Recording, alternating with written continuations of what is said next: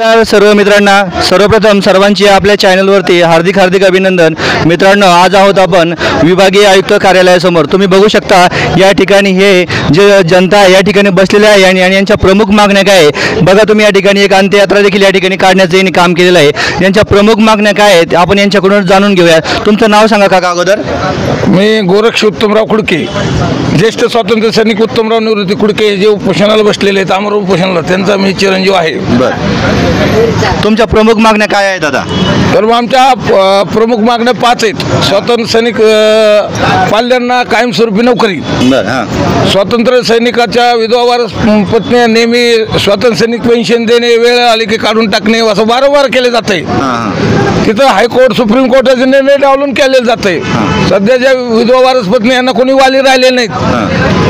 त्यांच्या पतीने हैदराबाद मुक्ती लढ्यामध्ये खूप मोठं योगदान दिलेले, खूप मोठं काम केलेले, पाल्यांना नोकरी मिळत नाहीये, लिंक तुटती। तर सध्या परिस्थितीमध्ये महाराष्ट्र राज्य खूप मोठा आनंद उत्सव साजरा करतोय, मराठवाडा हैदराबाद मुक्ती 13 सप्टेंबरचा। परंतु ज्या लोकांनी रक्त सांडलं, ज्यांनी सर्व काही सर्वस्व अर्पण केलं, त्यांचा कोणी